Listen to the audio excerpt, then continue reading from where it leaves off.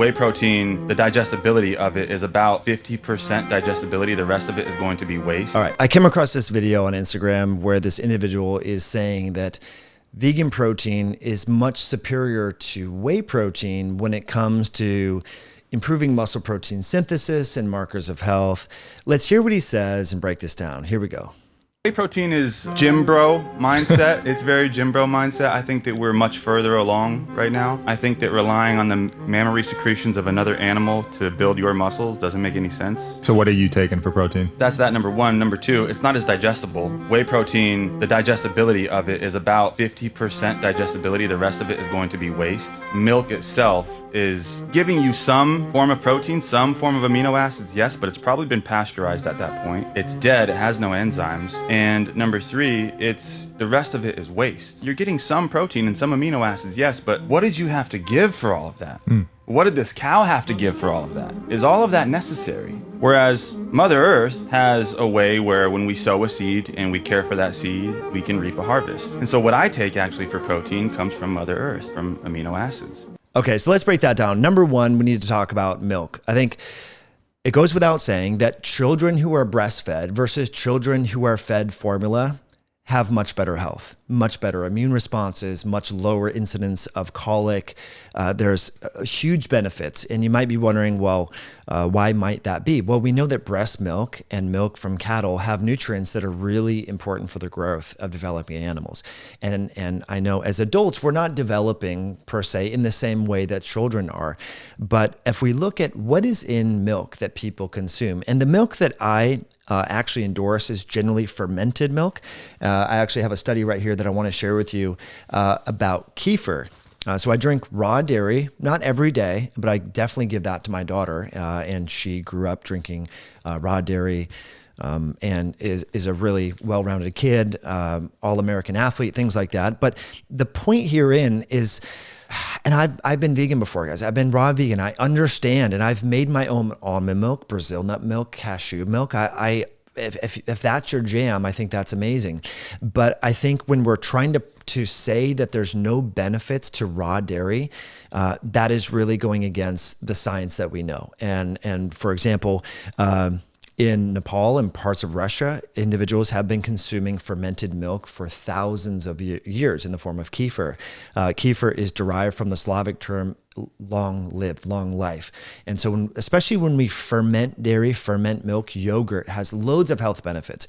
Both yogurt and kefir have been shown to increase muscle protein synthesis more so compared to vegan alternatives, but also reduce blood pressure, improve blood sugar control. There's a lot of health benefits that have been ascribed to consuming, particularly fermented and raw dairy.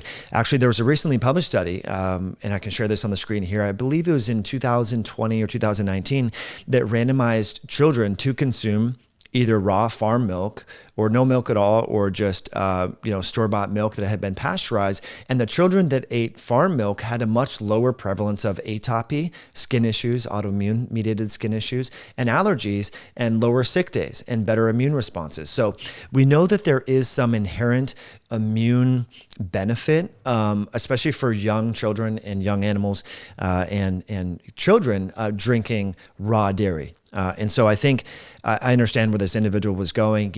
Most of the pasteurized store-bought dairy, I'm not a huge fan of.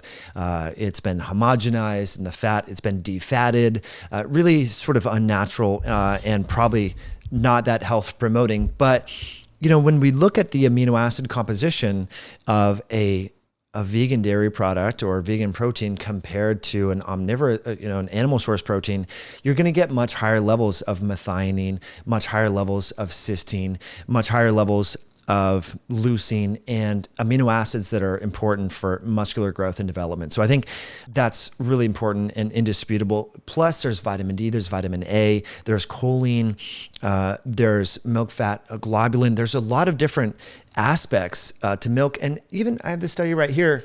There's phytonutrients in grass-fed milk, actually, it turns out. So this is a study titled Health Promoting Phytonutrients Are Higher in Grass-Fed Meat and Milk.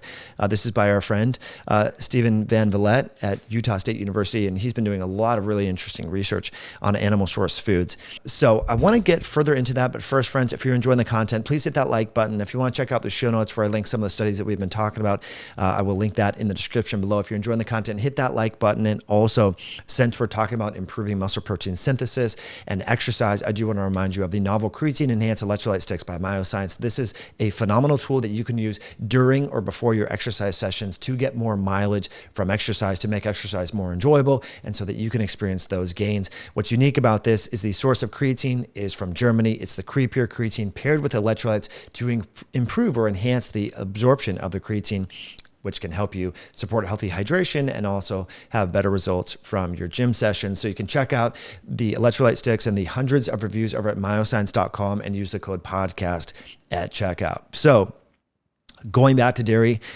if you have an allergy to dairy, well, you could try fermented dairy, you could try kefir, you could try yogurt, or you could try unpasteurized raw dairy. And this is what I love about this, is you're supporting local farmers, because raw dairy doesn't have the shelf life that the ultra pasteurized homogenized dairy does.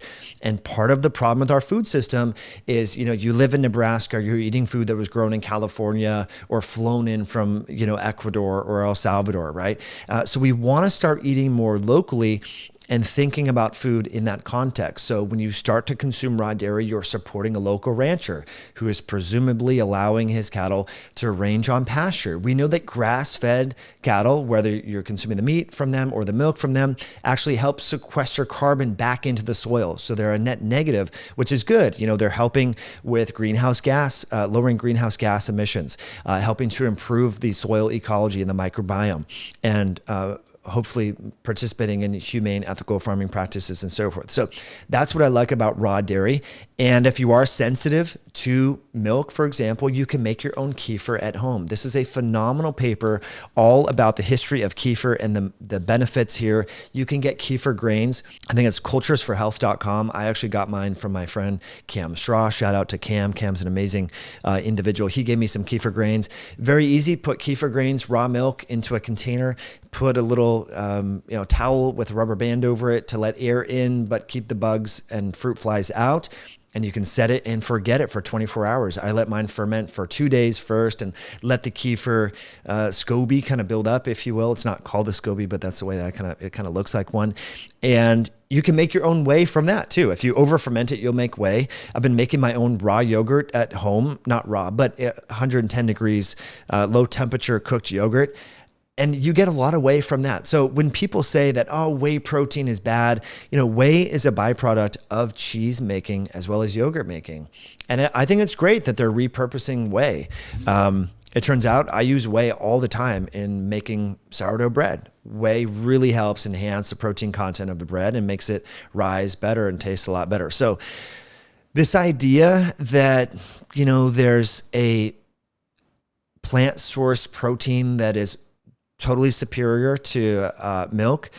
I mean, I hate to say it, but when you look at the studies with children that have been fed, from birth, a vegan or vegetarian diet, usually they have bone mineral density issues and growth challenges when compared to children who are fed omnivorous style diets. And so, and we've reviewed many of the recently published comparison studies looking at a beef patty versus Impossible meat patty, looking at changes in muscle protein synthesis, or a vegan meal versus omnivorous style meal. We reviewed that study just several weeks ago, finding significant decreases in muscle protein synthesis and statistically significant increases in markers of muscle protein synthesis in the group that ate the omnivorous style meal versus the plant-based meal. So they're just food for thought, for those of you considering, what you want to do when it comes to animal source foods or not. But I would say if you have a dairy sensitivity, you may want to consider having kefir or making your own yogurt at home.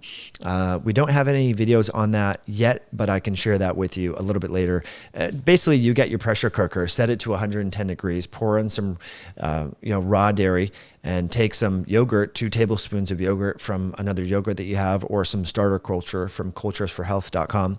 No financial affiliation with them. Put it in there, set it for between 12 and 24 24 hours and you have your own yogurt at home, and you can take the whey from that and use it to make sourdough bread if you want, or any other food type products. So what are your thoughts, my friend? What do you think about that video? Let me know in the comment section below. As always, grateful that you tuned in, and we'll catch you in a future one down the road.